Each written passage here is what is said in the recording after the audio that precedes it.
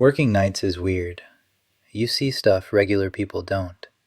Hear things that make no sense. Meet people you wish you hadn't. I talked to 3 workers who had experiences they can't explain. A security guard, a gas station clerk, a warehouse guy. None of them expected anything strange. Just another shift, right? Clock in, do your job, go home. Wrong. What happened to them? It stuck. Years later, they still think about it, still lose sleep over it. Turn your lights off if you want. Headphones on. Get comfortable. Here's what really happens when the sun goes down. Ryan got his security job at 23. Needed the money, didn't care about the hours. The hospital had 3 buildings. 2 were normal. Doctors, nurses, patients. Busy all the time. Then there was McCam Building. Nobody liked McCam. The place had been empty for 15 years. Budget problems or something. They just locked it up and built newer stuff. But security still had to check it. Twice a shift. Make sure nobody broke in. 4 floors of empty patient rooms. Dusty wheelchairs in the corners. Old medical equipment nobody bothered moving. The air inside felt wrong. Heavy. Like breathing soup. Ryan never went alone. His buddy Frank came with him. They'd speed through all 4 floors in maybe 20 minutes. Get in, get out. First floor had this glass cabinet behind the old nurse's station. 5 dolls inside. Handmade nurse dolls about a foot tall. White uniforms with red crosses. Their faces creeped Ryan out. Painted eyes that seemed to follow you. Smiles that looked frozen. He tried not to look. Didn't always work. One night, this other guard, Mark, pulled Ryan aside. "You know about those dolls?" Mark asked. "What about them?" "Nurses used to say they moved. Like, you'd leave them facing one way, come back, they're looking somewhere else." Ryan laughed. Somebody was messing around. "Maybe, but there's this thing. A dare, I guess. You knock on room 333 3 times at 3:30 a.m. People say the dolls wake up." "That's dumb." Mark grinned. "Prove it. Let's do it tonight." Ryan should have said no. He didn't. Boredom, probably. Or maybe he wanted to show Mark how stupid it was. That night, 3:30 a.m. 3 guards standing outside McCam. Ryan, Frank, Mark. They walked through the dark first floor. Flashlights cutting through blackness. Their footsteps echoed weird. Up to the 3rd floor. Room 333 was halfway down. Ryan checked his watch. 3:32. Nobody talked. Frank kept shifting around. Mark was breathing loud through his nose. 3:33. Ryan knocked. 3 times. Slow and hard. The sound bounced off the walls. They waited. 30 seconds of nothing. "See," Ryan started saying. "It's just..." Slam. A door crashed shut downstairs. They all jumped. "What door was that?" Frank whispered. They were alone. Ryan had the only keys. Nobody else could get in. "We gotta check," Ryan said. They went down. Slow. Ryan first, Frank behind him, Mark practically glued to Frank's back. First floor. Ryan checked every door with his flashlight. All closed. Nothing weird. Then he looked at the glass cabinet. Empty. All 5 dolls. Gone. "No way," Frank said. "No. Someone took them. Someone's here." But they knew. Nobody had passed them. Nobody was there. Above them, footsteps. Running across the ceiling. Small feet. Fast. The sound went from one end of the hall to the other. Stopped. Ran back. 3 times. Then silence. "We have to find them," Ryan said. He didn't want to. Every part of him screamed to run, but he couldn't leave. Not yet. Second floor. A tinkling sound greeted them, like little bells. Ryan aimed his light down the hallway. Something small darted around a corner, doll-sized. They moved forward. When they got there, nothing, just an empty hallway.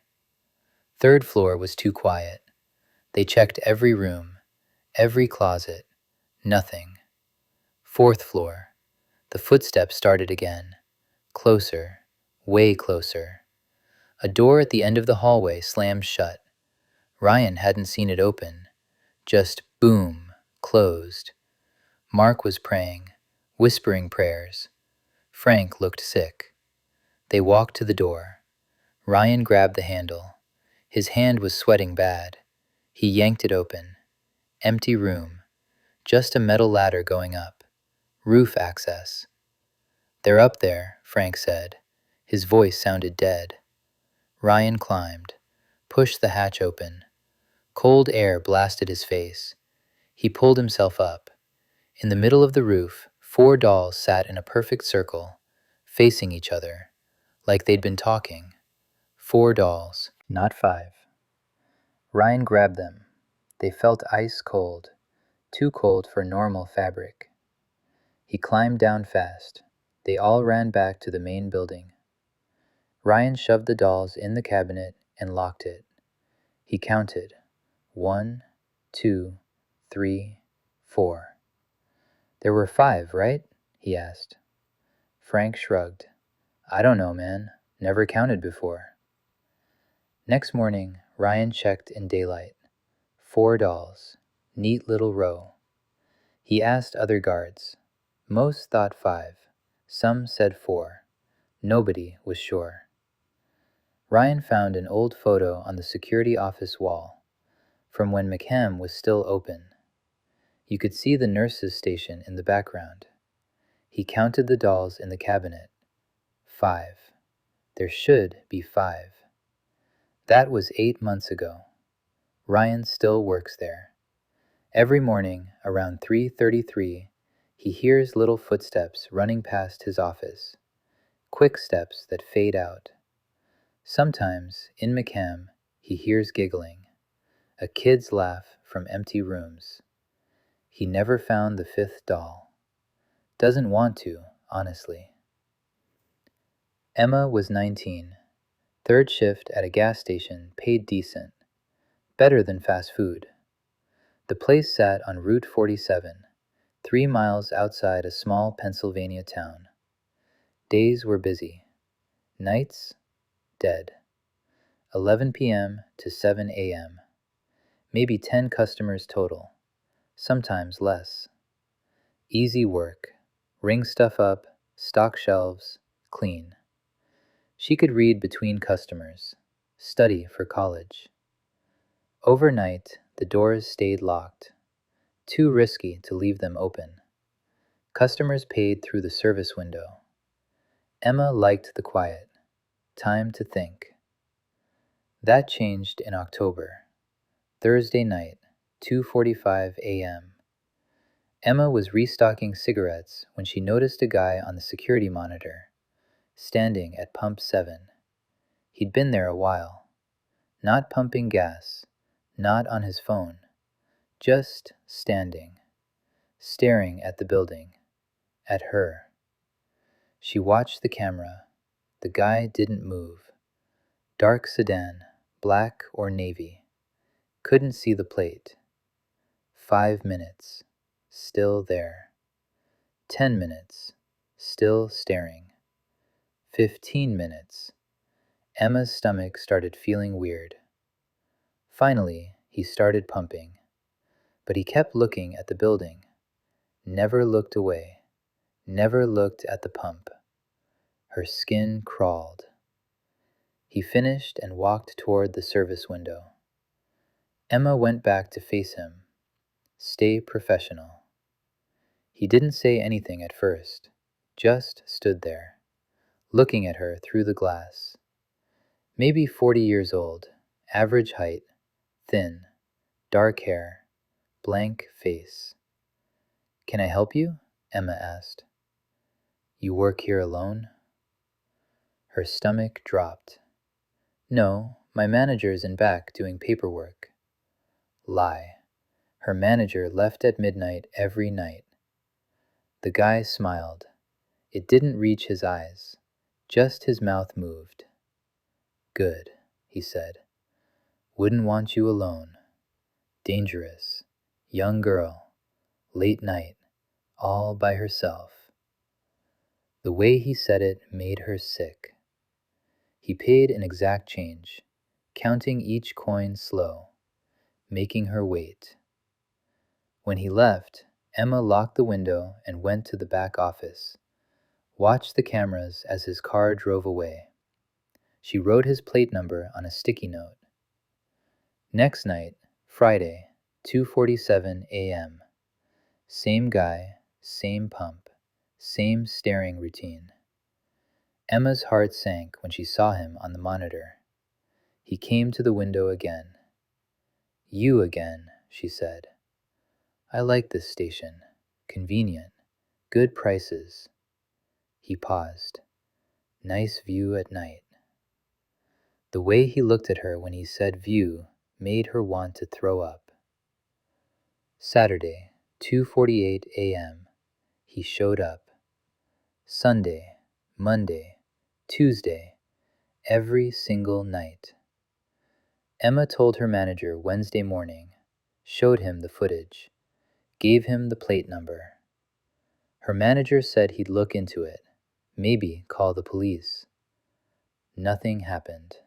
He never mentioned it again. Thursday night, 1 week since this started. The guy showed up at 2:45. Different this time.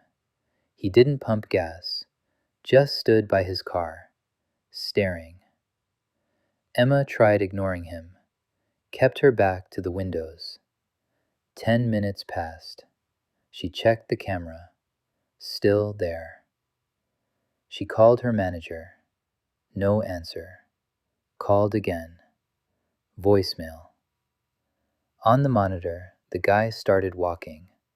Not toward the service window, toward the main door. The locked door. Emma's heart pounded. She ran to check. Was it locked? She always checked it. But what if she forgot? She grabbed the handle. Locked. Thank God. The guy reached the door 5 seconds later, grabbed the handle, pulled hard, didn't open. He looked right at Emma, 5 feet away. Eye contact. He smiled. Then he walked around the building, testing every door, every window, full circle. Emma grabbed her phone, hands shaking, dialed 911. "There's a man trying to break in. He's been stalking me." The dispatcher kept her on the line, sent cops. The guy finished his circle, got in his car, sat there, didn't leave, just sat there, watching. Police came 12 minutes later, 2 cars, lights flashing. He was gone by then, just vanished. Officers took her statement, wrote the plate number down, checked the footage. "We'll patrol more," one said. "We'll run the plate. If he comes back, call right away." Emma asked for day shift that morning. Her manager said yes immediately. 3 weeks later, Emma was watching news at home. Breaking news: a gas station clerk in Harrisburg was attacked during overnight shift. The suspect broke in through a back window around 3 a.m. They showed his mugshot. Emma couldn't breathe. Him, the watcher. The news kept going. Police found a notebook in his car, gas station addresses across 3 counties, times when female employees worked alone. Emma's station was on that list. She knew it. The clerk in Harrisburg survived, barely, fought back, hit the alarm, locked herself in back. If that door had been unlocked, if Emma forgot to check it, if he got inside. She doesn't think about it, can't. She still works there. Day shift only, 7 a.m. to 3 p.m. Lots of people around. But sometimes, when she's closing at 3 and the next person's late, that feeling comes back, like someone's watching. She always checks behind her now, always aware, because she knows what's out there, and she knows how close it was.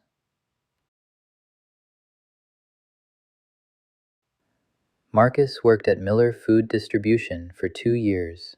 Huge warehouse, 3 football fields long, 30-foot ceilings, pallets everywhere.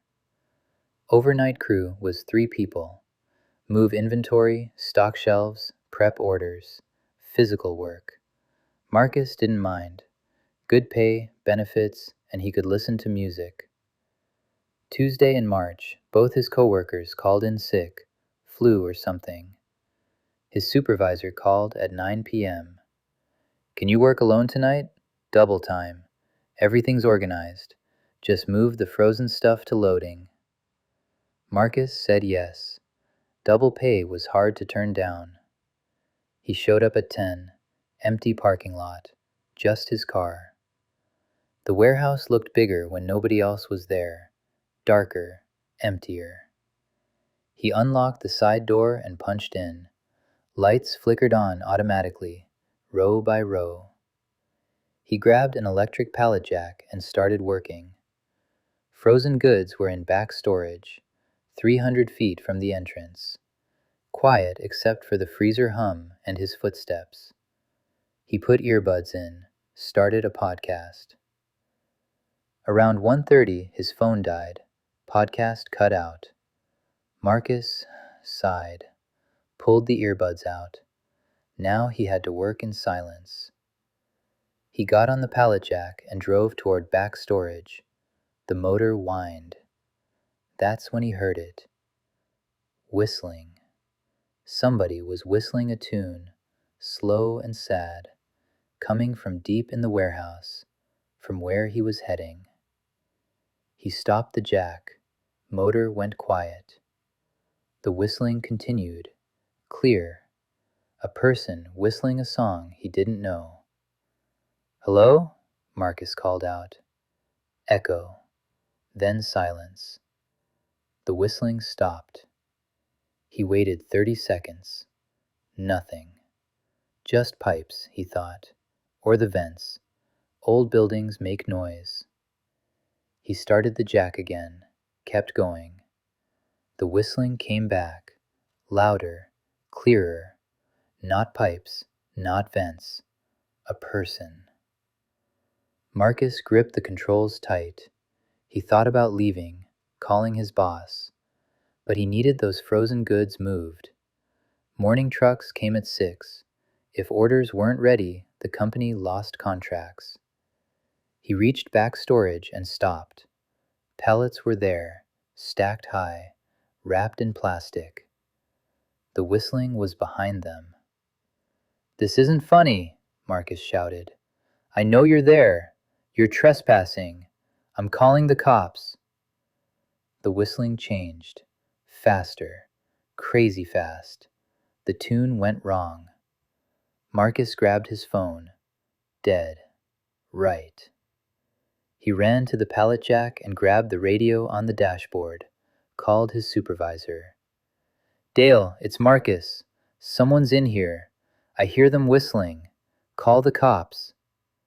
Then Dale's sleepy voice. "What? Marcus?" "Someone's here. Behind the pallets in back. They're whistling." "Get out. Don't look. Just leave. I'm calling 911." Marcus ran. Behind him, the whistling got louder. Sounded like it was chasing him. The tune became twisted, almost screaming, a whistled scream.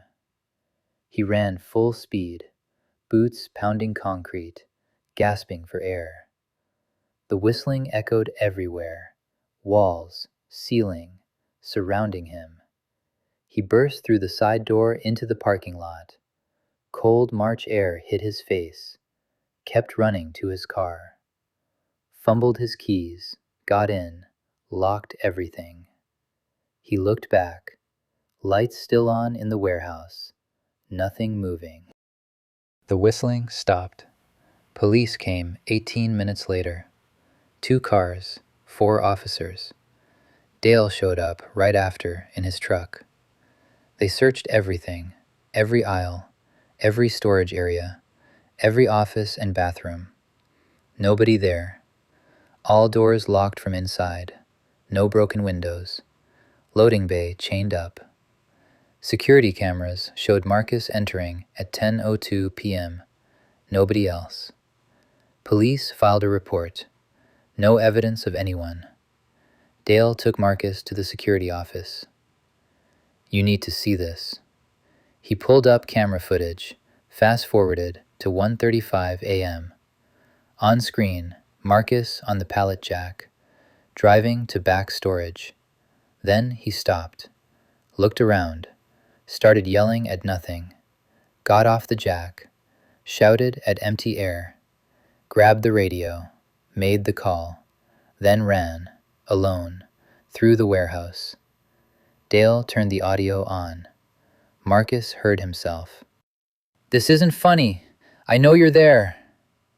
No whistling on the recording, just Marcus's voice and background noise. "I heard it," Marcus said, "clear as anything." Dale rubbed his face. "Marcus, I gotta tell you something. This warehouse got built in 1985. Before that, textile factory. In 1974, a guy died here, fell from upper storage, broke his neck." He paused. "Old guys who worked here in the 80s and 90s talked about whistling. Same sad tune, always from the back. The guy who died, he used to whistle while working. Everyone knew him for it." Marcus felt cold. "Why didn't you tell me?" "Because it's just stories. Nobody heard anything in years. Thought it was legends." Marcus stood up. "I quit. Not coming back." "Marcus, wait. Nothing to talk about. I heard what I heard. Done." He left that night. Got a grocery store job 2 weeks later. Day shift. People everywhere. But sometimes, late at night, trying to sleep, he hears it again. Faint, far away.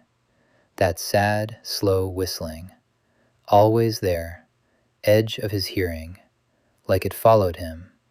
He turns on a fan, plays music, tries ignoring it. Some nights, in the quiet between sounds, he hears it, still whistling.